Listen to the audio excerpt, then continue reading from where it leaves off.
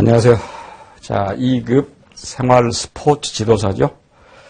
자, 국민체육진흥공단에서 실시한 자격증이기 때문에, 소위 이제 우리 여러분들 자격증을 말하면은 국가 자격이냐, 혹은 민간 자격이냐, 이렇게 나누잖아요. 국가 자격입니다. 그러니까 공인 자격이다라고 이제 볼 수 있는데, 자, 그 생활 스포츠 지도사 중에서 제가 맡은 과목이 스포츠 윤리입니다. 요즘 스포츠 윤리가 상당히 그 지도사 자격증의 중요한 이유는 아마도 그 스포츠로 인하여 불법 도박을 한다든지 여러 가지 부분이 있기 때문에 아무래도 이제 스포츠 윤리 파트가 조금 더 뜨고 있다, 아니 또 강조된다라고 볼 수 있습니다. 자, 그런 맥락에서 여러분들 스포츠 윤리 파트는 조금 신경을 써서 말 그대로 윤리이기 때문에 좀 신경을 써야 될 필요가 있다라고 보겠습니다. 자, 본문으로 들어가 보겠습니다. 제1장 스포츠와 윤리라고 해서 스포츠의 윤리적 기초. 우선은 윤리라는 용어, 도덕이라는 용어, 또 선이란 어떤 의미냐 라는 것인데, 사실 우리 윤리 도덕은 거의 구분 없이 쓰고 있어요. 우리가 그렇게 이야기하잖아요. 야, 너 왜 너의 도덕관이 그래? 너 왜 윤리관이 잘못됐어? 이렇게 이야기하잖아요. 물론 엄격히 구분하기는 그렇습니다. 그런데 영어는 구분이 돼요. 영어는 도덕 그러면은 모랄이라고 그러고, 윤리 그러면 ethics라 그럽니다. 특히 여러분들 뒤에가 TIC 해가지고 ethics, 그 TIC가 붙으면 학문입니다. 학문이기 때문에 이제 우리가 어떻게 얘기를 해야 되냐라고 하면은, 문제는 학문은 뭡니까? 학문은 이론적인 것입니다. 그래서 우리 이렇게 생각하면 돼요. 윤리는 이론적인 것, 도덕은 실천적인 것, 이렇게 보면 됩니다.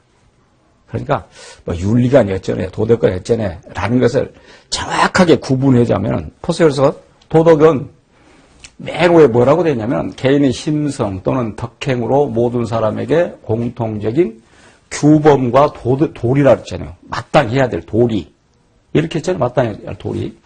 그래 가지고 특히 세 번째 줄에 도덕이 자기 완성을 위한 규범이라면, 윤리는 인간관계에서 합당하게 행동함. 이게 도덕이 규범이다. 그럼 윤리는 실천이다. 또 이렇게도 말하죠. 윤리, 도덕 윤리를 이야기할 때 이 맥락에서 보면 보세요. 자기 완성을 위한 규범, 도덕.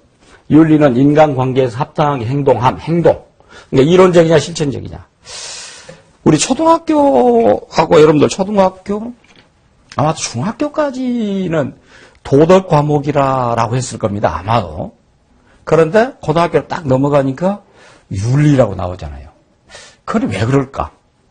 어떤 맥락에서는 그 과목명을 정할 때 얼마나 중요하게 여겼겠습니까? 그 교육과정이랄지 교과서를 만든 사람들 입장에서는.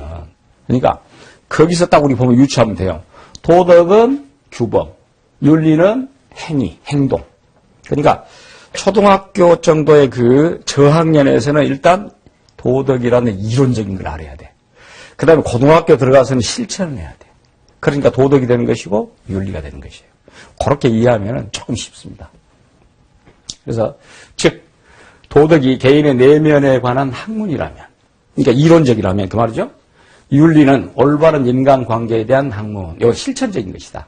그러니까 우리는 이걸 거의 구분 없이 쓰고 있습니다만 또 그렇게 얘기를 해요.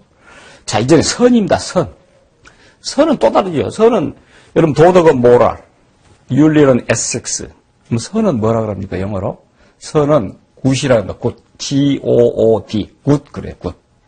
여러분들 굿스 그러면은 물건이 됩니다. 복수로 하면은 G-O-O-D 그러면 굿. 그러면은 선이죠. 자, 도덕적 실천의 기본이 되는 가치, 이제 가치적인 부분에. 이제 가치라는 것은, 객관성이 없는 것입니다, 가치는. 과학이랄지, 이성이랄지, 뭐 합리랄지, 이런 건 다 과학적인 그런 표현들인데, 이 선이라는 것은 가치, 가치이기 때문에 가치라는 것은 객관성이 없어요. 그러니까 어떤 곳에서는 선이고 어떤 곳에는 악이 될 수 있는 것이에요. 그러니까 여러분들 어떤 문화 같은 문화적인 가치를 보면은 우리나라에서는 정말 잘못된 것인데 미국 같은 데서는 그렇지 않다. 예를 들어서 우리가 대통령을 만납니다. 대통령을 만나는데 앉아서 다리 꼬고 있으면 굉장히 우리 소위 말하면 뭐라 그럽니까? 버리장머리 없다 그러잖아요. 근데 미국 어쩝니까? 대통령하고 이야기하다 다리 꼬고 있어요.